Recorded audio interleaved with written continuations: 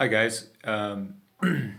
Luke asked in our forum page about this experiment that I wrote about the other day, and I thought it would be of interest to everyone because we're all trying to be healthy here, and we're all trying to fight aging. I think most of the guys in the group are middle-aged or older.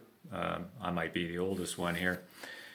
In any case, there's this very interesting study just published where that showed reversal of aging. So what they did was they looked at these guys and they did this epigenetic test on their blood samples, and according to this epigenetic aging clock, they actually turned back aging. And in fact, the study said that by the last 3 months of the study, they did this for a year, they were aging in reverse such that they would lose 6.5 years of epigenetic age for every year in the study. So that's pretty phenomenal. So what did they do? The original aim of the study was to see if these men could regrow their thymus gland. So the thymus gland is an important gland in immune function. It sits right here in the behind the breastbone, and it starts deteriorating at a fairly young age, in the 20s and 30s. And by the time people are old, they say by the time people are 75, they have basically nothing left.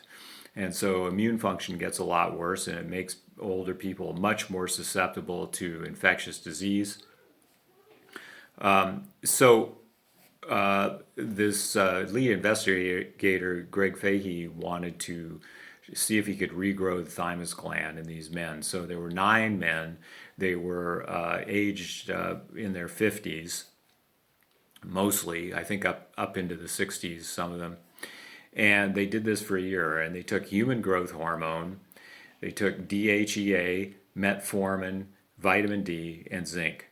All right, so the human growth hormone has been shown to regrow the thymus gland, and this investigator, Greg Fahey, has actually done this on himself, and he showed that he was able to regrow his own thymus gland. But the thing here is that human growth hormone is known as a pro-aging hormone. In other words, it makes you age faster. So it's somewhat surprising that they got this result.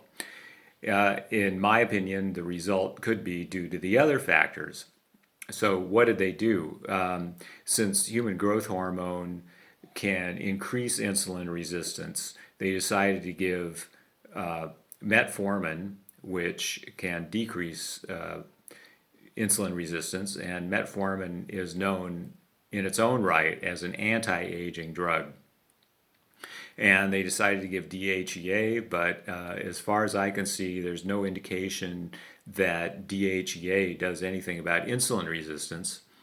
And they gave vitamin D at 3,000 IUs daily and zinc at 50 milligrams daily. So DHEA in previous studies has been shown to be kind of weak. It didn't really do much. DHEA is a natural hormone, and it declines with age, but supplementing it doesn't seem to do a lot, at least until this study. Vitamin D is, of course, important. Metformin, like I say, known as an anti-aging drug in its own right. There's currently a clinical trial being planned to give non-diabetics metformin. Metformin is an anti-diabetic drug, and to see if it retards aging. Zinc also has been shown to regrow the thymus gland in mice. Zinc at 50 milligrams a day is about 3 times the recommended daily allowance, so it's a pretty hefty dose of zinc. So the question is, what causes epigenetic aging? Epigenetic reversal of aging. For one thing, let me digress a little bit. The beauty of this epigenetic testing is that you don't have to wait around a long time to see if people die, right? So humans live a long time. and to test an anti-aging treatment. The epigenetic clock is really good because you can get quick results.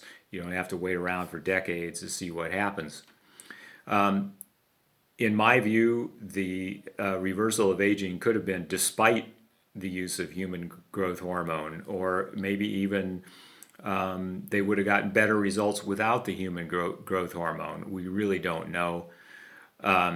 This could have been really a trial of metformin, and it showed reversal of aging, and, along with the other things, of course. Who knows? It was a small study. This is going to have to be replicated with a larger group. It had no control group, so we need to see that. But certainly a very interesting study. This epigenetic aging clock is a very useful tool. It's just come into being in the last few years, and they're starting to use it for more things. So this is a kind of research that we want to keep an eye on. Just thought you might be interested in my take on it, and that's all for today. Catch you later.